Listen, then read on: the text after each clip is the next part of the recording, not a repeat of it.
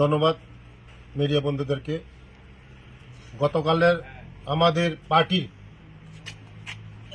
নির্দিষ্ট সূচির মতনই কার্যক্রম ছিল, বাইক র্যালি, কিন্তু দুর্ভাগ্য আমাদের যে শরিক পার্টি ত্রিপুরা মথা পার্টি রঞ্জিত দেববর্মার নেতৃত্বে আমাদের প্রোগ্রামকে বানচাল করার জন্য উনি ষড়যন্ত্র করেছেন। কিন্তু আমি বলি, রঞ্জিত বাবুকে যতই ষড়যন্ত্র করবেন, বিজেপি যত আঘাত করবেন, বিজেপি ততই এগ্রেসিভ হবে, ততই উন্নতি হবে।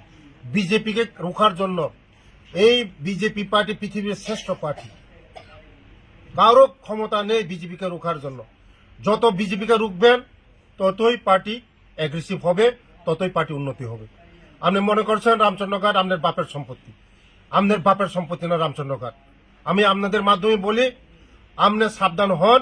আগামী দিন আমরাও তৈরি হয়েছি, হাজার হাজার মানুষ কিছুদিনের মধ্যে দেখবেন বাইক র্যালি আমি করে দেখাবো রঞ্জিত দেববর্মা। আমি চ্যালেঞ্জ দিয়ে বলছি রঞ্জিত দেববর্মাকে, আপনি কত নিরীহ মানুষ আপনি মেরেছেন, আপনি কত নিরীহ মানুষকে মেরেছেন, গণহত্যা করেছেন। গণহত্যার নায়ক আমরা রঞ্জিত দেববর্মা। মা নেই, কারো মা নেই, কারো ছেলে নেই, কারো বাবা নেই।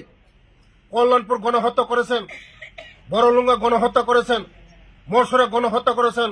ATTF এর সুপ্রিমো ছিলেন আপনি। আজকে এখন আপনি সাধুগিরি সাজেন, আপনাকে রেহাই দেওয়া হবে না। আগামী দিন আমরা খোয়াইয়ের মানুষ প্রস্তুত। 2028-এর নির্বাচনে আপনাকে এখানে বিদায় করতেই হবে, আমরা বিদায় করবই। চ্যালেঞ্জ আপনাকে রঞ্জিত দেববর্মাকে। আগামী দিন আপনি প্রস্তুত থাকুন। এই রামচন্দ্রঘাটকে আমি বারবার আসবো, আপনি রুকান, রুখতে পারলে রুখেন। আমি আপনার সঙ্গে চ্যালেঞ্জ।